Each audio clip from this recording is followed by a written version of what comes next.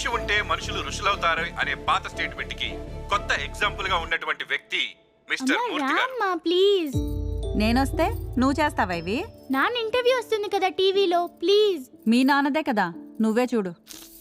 Let's welcome music shop మూర్తి గారు alias DJ మూర్తి, DJ సాబ్. నమస్కారం మూర్తి గారు. నమస్కారం బాబు. వెల్కమ్. చాలా సంతోషం. Coming to your dressing style, నేను డీజే సాబ్ అని అనగానే మీరు జిగేల్ జిగేల్ అనే కలర్ఫుల్ డ్రెస్సులు వేసుకొని, మెడలో చైన్లు వేసుకొని, చెవికి పోగులు పెట్టుకొని ఎలాగో వస్తారనుకుంటే ఇంత సింపుల్ గా వచ్చారేంటి?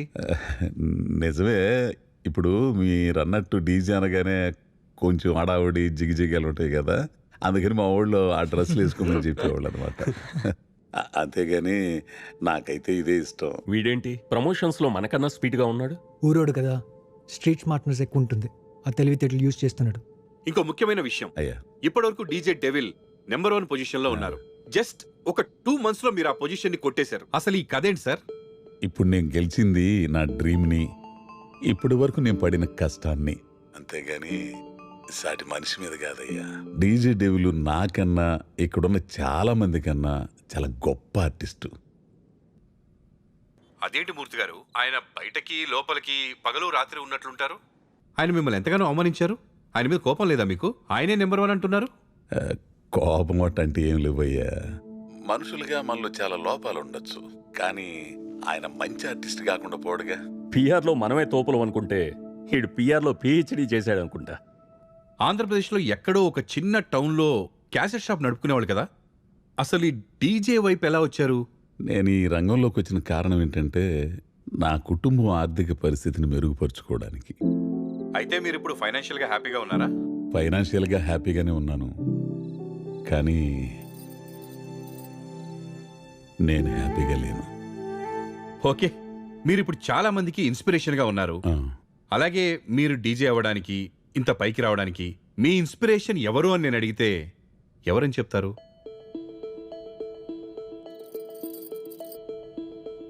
మూర్తి గారు, ఇన్స్పిరేషన్ ఎవరైనా? అంజనా అయ్యా. అంజనా? ఒక ఆడపిల్లయుండి, అది ఒక సాంప్రదాయ కుటుంబం నుంచి వచ్చి డీజే నేర్చుకోవాలి, అందులోనే ఉండాలని కలలు కందయ్యా. వాటిని అర్థం చేసుకోలేని ఇంట్లో వాళ్లతో, చుట్టూ ఉన్న సమాజంతో పోరాడలేక ఓడిపోయి బజారుది అనే ఒక ముద్ర వేయించుకుని అందరికీ దూరంగా, అనాథగా, ఎవరికి తెలియకుండా ఎక్కడో బతుకుతుంది.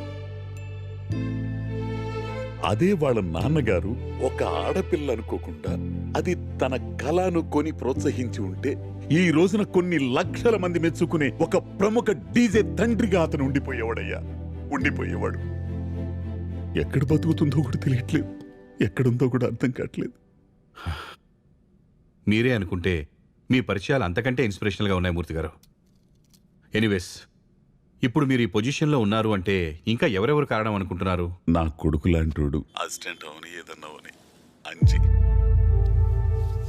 రూమ్మేట్స్ శరత్తు, బాబు, గోపి, మోహను, వాళ్ళు చూపించిన ప్రేమ, వాళ్ళిచ్చిన సపోర్ట్ వల్లే నేను ఇక్కడున్నాను. మరీ ముఖ్యంగా నన్ను, నా కుటుంబాన్ని పోషించుకోవడానికి తన క్లబ్బులో నాకు ఉద్యోగం ఇచ్చి, ఒకరోజు నా మ్యూజిక్ విని నాలో ఉన్న టాలెంట్ను గుర్తించి మొట్టమొదటిసారిగా వాళ్ళ క్లబ్బులో నాకు డీజేగా అవకాశం ఇచ్చిన జేమ్స్ గారి వల్లే నేను ఇక్కడున్నాను. వావ్, ఈ రోజుల్లో ఒక వ్యక్తికి హెల్ప్ చేసేవాళ్ళు ఇంతమంది ఉన్నారా? యు ఆర్ రియల్లీ లక్కీ మూర్తి గారు. ఆ విషయంలో అయితే నేను చాలా అదృష్టవంతున్నయ్యా.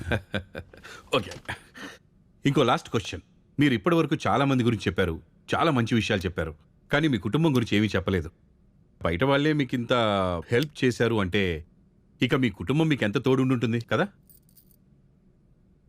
ఈ కథ అందరికీ చెప్పాలి. ఇప్పుడు నేను చెప్పిన వాళ్ళందరూ నా జీవితం మధ్యలో వచ్చి సాయపడిన వాళ్లే. కానీ డీజే కంటే ముందు నాకు జీవితం ఉందయ్యా.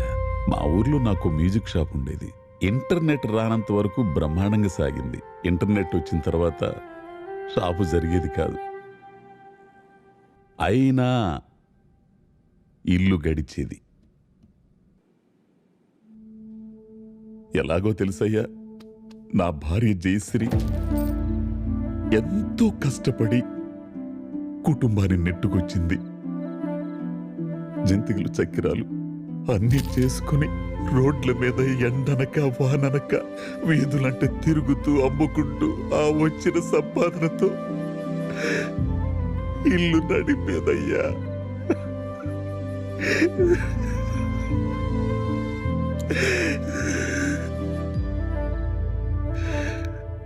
ఎవరు చేస్తారయ్యా అంత కష్టం? ఎవరు చేస్తారు? ఒక తల్లి భార్య తప్పితే. ఎన్నిసార్లు నన్ను ఈ డీజే వద్దు వద్దు వద్దు మానేమని చెప్పినా నేను వినేవాడిని కాదయ్యా, వినేవాడిని కాదు. ఎందుకు చెప్పేదో తెలుసాయ్యా? 100% మనల్ని ప్రేమించేవాళ్ళు 1% మనం ఎక్కడన్నా ఫెయిల్ అవుతామని వాళ్ళకి అనిపిస్తే మనల్ని ఆపేస్తారు. ఎందుకంటే మనం ఫెయిల్ అవటం వాళ్ళు తట్టుకోలేరు. మనం బాగుండాలనే ప్రేమ వాళ్ళ చేత అలా అనిపిస్తుంది అంతే. ఎంత ఇష్టమో తెలుసయ్యా? తన కోపంలోనూ నా మీద ప్రేముంది, తన బాధలోనూ నా మీద ప్రేముంది. చాలా మంది లేకపోతే ఈ డీజే మూర్తి లేడు, కానీ